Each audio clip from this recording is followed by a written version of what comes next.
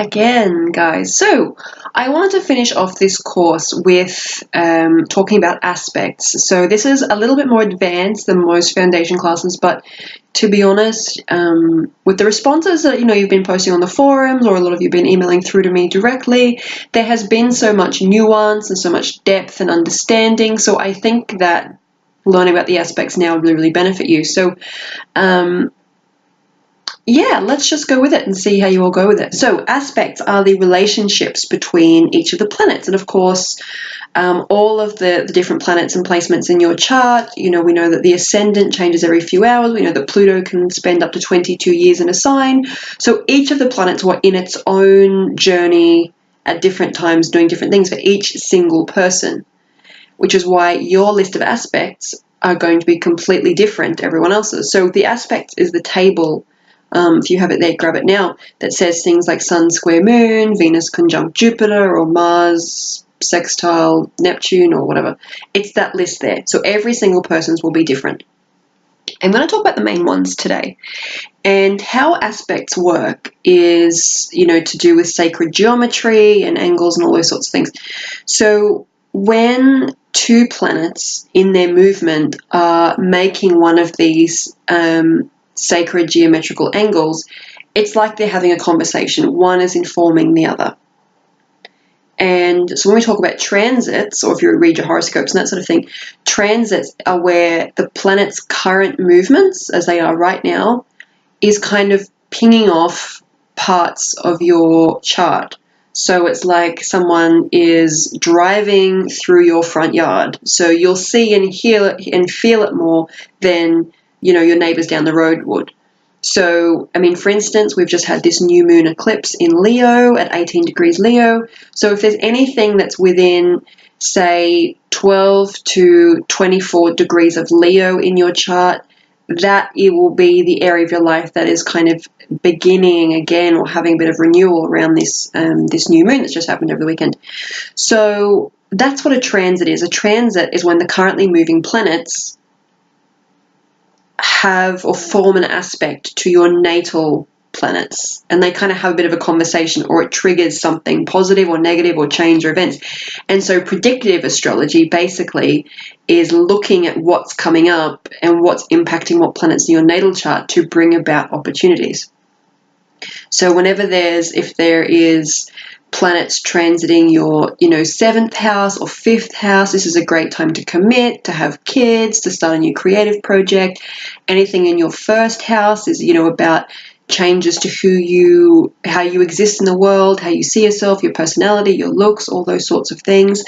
When you're having a transit that is making aspect to your ascendant, so if, Venus is doing something to your ascendant, or the moon, or the moon is in the same sign as your sign, so therefore forming a conjunction, that is a great time to go and get a haircut, to get any, aesthetic treatments or things that make you feel or look beautiful, any of those sorts of things. So that's where predictive astrology comes in, and it's really, really fun. But I don't want to melt your brain. So let's just go back to aspects and what they are. Like I said, aspects are the relationships between each of the planets and the conversation that they're having and how they inform each other. So the planets aren't just kind of moving all around in a vacuum. Like I said, everything in the universe is one. We are all made of stardust. We all exist within each other. So the impact that those planets and those movements have on us as a sacred being are not separate from each other. So the aspects in your chart will show you what planets have significant relationships with each other. And let's go through them. A conjunction is when planets are right next to each other. So you might have maybe the moon at 12 degrees Pisces. You might have Saturn at 15 degrees Pisces. So they're within a few degrees of each other. That would be a conjunction. Conjunctions are when two planets or two energies in your life have made a choice to travel together in your lifetime. So it's like they're like twins. Their personalities are very, very similar. They manifest in very similar ways. One kind of needs the other. One can sometimes be, the prettier one or the more popular one, so to speak. if we want to anthropomorphize them a little bit, it's like, these two planets are siblings, and for the most part they get along, and sometimes they kind of clash because they're too similar, or they want to go and do different things, but they're connected. It's like, when little kids, twins, are dressed exactly the same, there's always that inevitably that point where one of them wants to dress differently and one of them doesn't. So conjunctions are when two planets really feed off each other. So you might have, Sun conjunct Moon, which means your inner self and your outer self are very aligned with each other.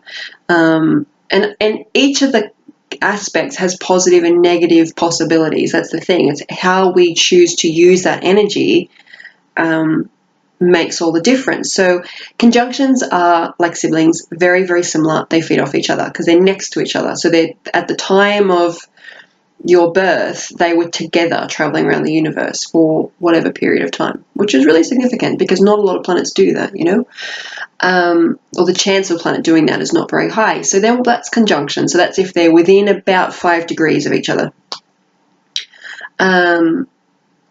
Oppositions are when two planets are directly by a few degrees opposite each other in different sides of the chart. So of course, your north node, your south node are always in opposition because they exist on an axis. If you have any oppositions in your aspect, so Moon opposition Pluto, or Venus opposition Mars, or whatever opposition, this is two planets that function in fundamentally different ways. So they, not that they don't like each other, but maybe they don't like each other, but they can have a difficult relationship. There's very push-pull. Who wants to dominate? Which do I pursue? And if you look at these aspects of your life, you can sometimes see how there is a push-pull between two different dynamics. So, a lot of people with maybe the Moon opposite Pluto, Pluto being power and destruction and rebirth and blah, blah, blah, had difficult relationships with their mothers, or difficult relationships with self-love, or with how they were nurtured growing up. There might have even been problems when they were a baby. They might have spent time in the ICU, or, in an incubator, or time where they didn't get to have the comfort they deserved. So on one hand is this Plutonian survival, take no prisoners, powerful, singular energy. On the other half is this Moon that really desperately has a need to be cared for and validated. And so, people with that aspect tend to have dramatic mothers, or stressful relationships with some parents or older figures, or relationships with people that are needy or aggressive, or, that intensity of relationship that feeds into that aspect. So oppositions are very push-pull, but none of these are bad, by the way. An opposition, I think, is like a tension that can be really, really nice. It can motivate you. Once you are consciously aware that these two things are opposing each other, you kind of respect them separately because they're like two opposing teams, but you need both of them. So it's being able to find a way to not have them pulling at each other, but ways to fulfill them both. So if you do have that Moon opposite Pluto, understanding, instead of attracting these dramatic, needy, stressful relationships, going, well, my Moon needs XYZ validation and blah, blah, blah, that I didn't have when I was a child or in my younger years because of whatever experience, I can give this to myself by, therapy, or having a mentor, or massage, or whatever, comfort thing. My Pluto needs to survive and to win and to blah, blah, blah. So I'm going to enter competitive sports, or I'm going to take on this particular challenge, or I'm going to advocate for this social cause, or whatever thing. So then you make a positive out of that aspect because they feed each other instead of pulling at each other. So oppositions are that enemies kind of feeling. Squares are an awkward relationship. So squares are, of course, square in the chart, but it's when they just don't really get each other. They kind of clash a wee bit. It's not like a toxic energy, but it's like they're in, if we're talking about like maybe kids, it's like they're in different schools. It's not your arch enemy. It's just someone who you don't really get along with. It's someone in a different class. You just don't get each other. You know, one of you goes to drama class and one of you goes to maths. It's like they just kind of crash into each other. So where you have squares is again an area of tension where both don't understand each other. So one of your life lessons will be having those planets in those areas of your life understand each other a little bit and allowing them to keep the other balanced and to use that tension as a kind of motivation. So to use me as an example, I have Moon square Pluto.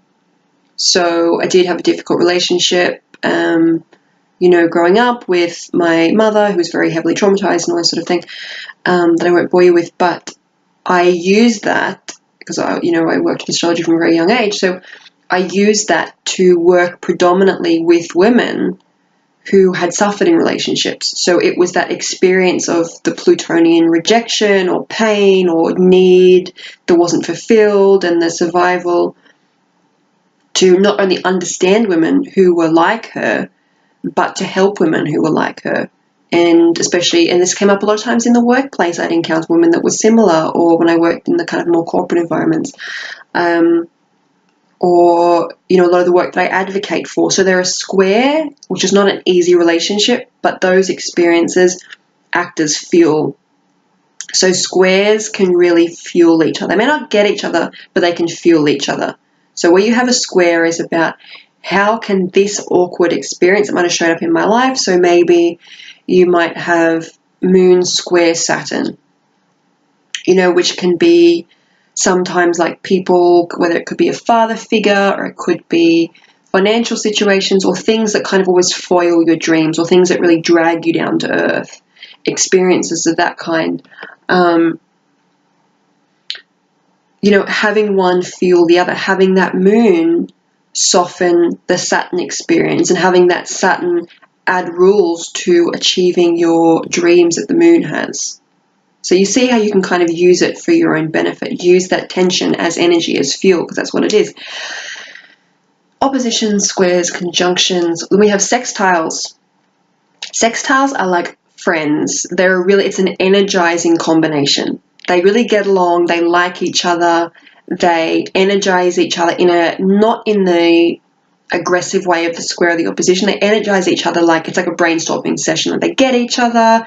One suggests to the other. So wherever you have a sextile is where one planet can really help the other one.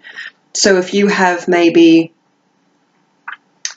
Mars sextile your ascendant, you know, it's like your ascendant will help you attract the men and the achievements and all that sort of thing that you really, really want in your life, which is, of course, your Mars. And the motivation and the energy and the spark of your Mars is what makes you attractive, you know, through that ascendant to other people. So the more that you activate your Mars and do whatever your Mars wants you to do, whether it's join a sports team or go rock climbing or learn massage or whatever, that will make you attractive to people and make you find people who you resonate with. So they have a really positive, jazzy kind of relationship. Sextiles are fun, friendly relationships between two planets. Trines are like sisters. They're flowing and they're harmonious and they're gentle relationships between two planets. So they understand each other again on a more soulful level. It's not that they motivate each other, but they just fundamentally understand each other. So a lot of trines happen if you have planets that are in the same element. So you might have a Sun in Capricorn, trine your Mars in Virgo. So it's like the way that your Virgo operates understands what your Sun wants. So they work together. It's very, very easy. It's very flowing.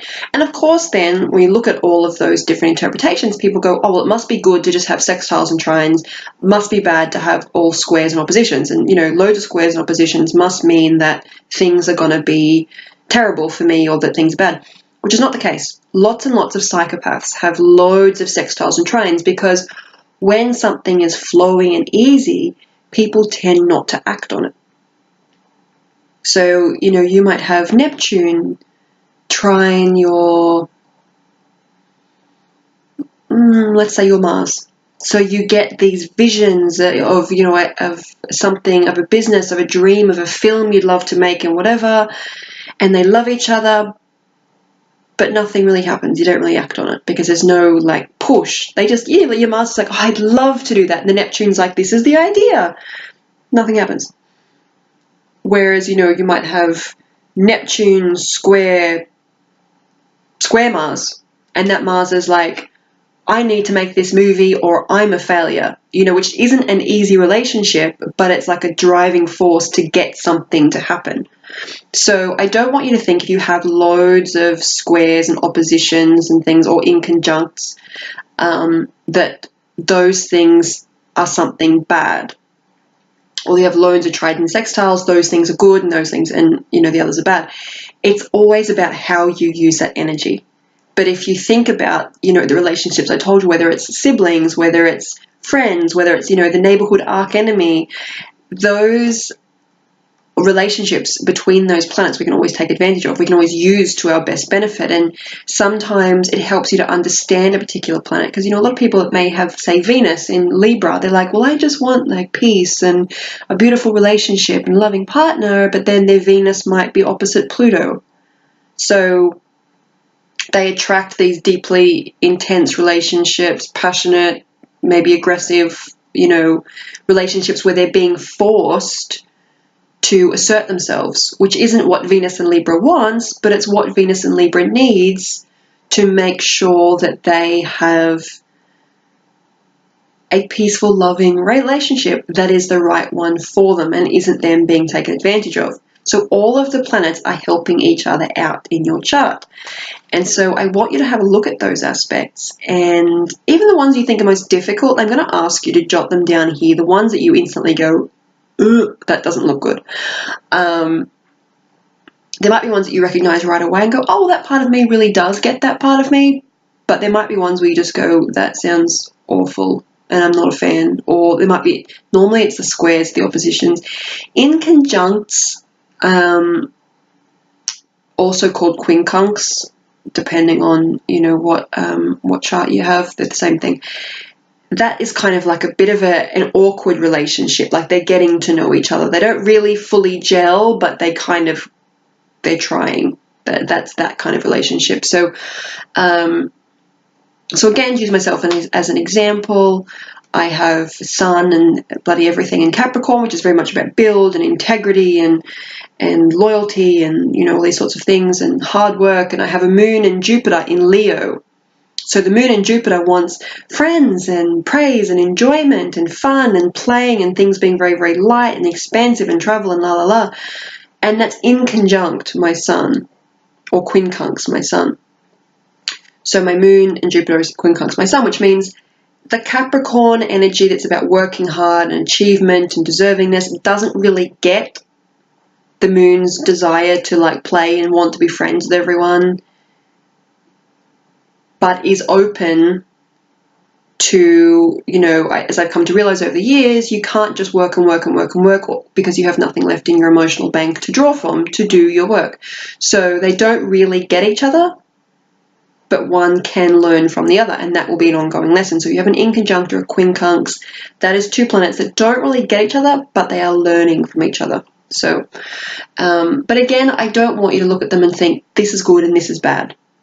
It can make some things difficult, but it also helps, I think, sometimes because, it is our soul's blueprint. It is a lot of the karma we came into this life with. And so I think sometimes it's really healing to understand that something in our life was part of our blueprint. It doesn't mean we're stuck with that dynamic forever, but to know that this was a choice that we made before we were born with the person that, it involves or people that it involves, and that it's something we chose to experience. So it's not something that's going to kill us. It's not something that's going to just cause us pointless pain or that was a mistake. It was part of our divine path. That is such a healing thought of its own. So, if you do have squares or oppositions or things, they tend to be the difficult lessons that we chose before we were born. And so those are the areas of our chart, those relationships where there's often some healing and some self-forgiveness and some realization to be done about, oh, that is actually something that is karmic or something that I was born into. I didn't make a mistake. I'm not stupid because I attract this type of person, or I'm not dumb for wanting to have this business that didn't work out, or, whatever mistake or thing you think you've done wrong or dynamic that you don't understand. Your aspects will tell you what the dynamic already is and what dynamic you came into this life with between those planets. And not just how they operate, how they want to operate, but the relationships that they had at the moment of your birth. And then you can kind of realize, this is what I was born into. So what I do from here, of course, makes all the difference, but it helps to stop punishing ourselves unnecessarily or thinking that things are random, we don't have control, we don't have influence. So this is why I wanted to bring aspects up in this final week with you all, because, you all do have such depth of understanding and such nuance and powerful minds and are going through so many things. A lot of you have emailed me about different experiences you've been having, and it's really impressed me. It's really amazed me, but I think it's important for everyone's healing to look at those aspects and go, these were the choices that were made on my soul contract before I came into this lifetime. So I don't have to punish myself. How I choose, of course, we're in the middle of retrograde, so you don't have to do anything new before the end of August. You can kind of make new breakthroughs from September onwards. But whatever I choose to do, or however I choose to keep a dynamic going, let go of a source of pain, whatever, is up to me going forward. If I know that this was a dynamic that I chose to have to learn a lesson, I can also go, right, I've learnt my lesson from this, especially if it's a painful one, and change the story. There's that phrase, if you don't like what people are saying, change the story. If you don't like a dynamic that's in your chart, you can always change the story.